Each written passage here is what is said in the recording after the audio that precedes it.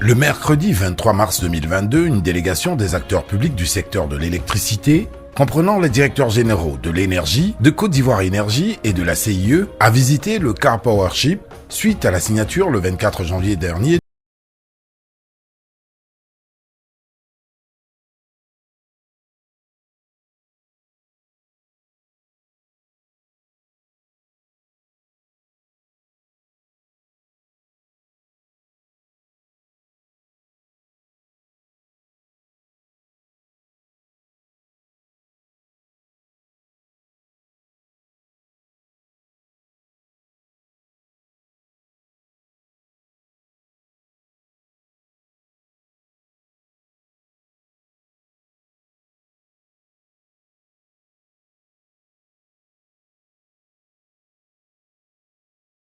d'approvisionnement en électricité de notre pays.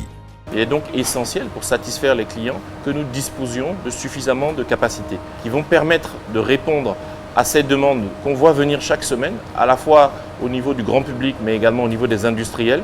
Donc que nous serons au rendez-vous de leurs besoins. Les Ivoiriens pourront bénéficier de cette puissance additionnelle. En plus des grands projets énergétiques structurants réalisés, dont l'objectif est d'augmenter la capacité de production, d'accroître l'accès et d'améliorer la qualité de la fourniture de l'énergie électrique, l'unité flottante de production d'électricité constitue une solution alternative d'appoint et innovante qui permet à la Côte d'Ivoire de faire face à la forte demande électrique pour satisfaire les besoins domestiques des industries et des pays frères de la sous-région. Car Power qui rentrera en exploitation, on aura également cette phase 4 d'Azito qui rentrera en exploitation.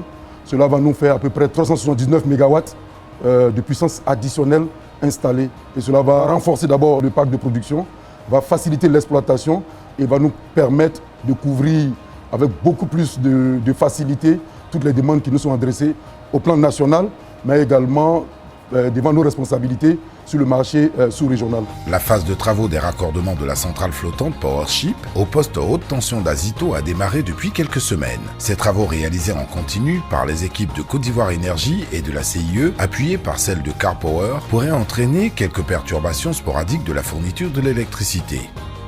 Cette phase prendra fin la mi-avril 2022. Ce poste sera le point d'injection d'une production qui passera de 470 MW actuellement à 670 MW pour atteindre plus de 900 MW à fin 2022 avec la mise en service des unités de production additionnelles prévues.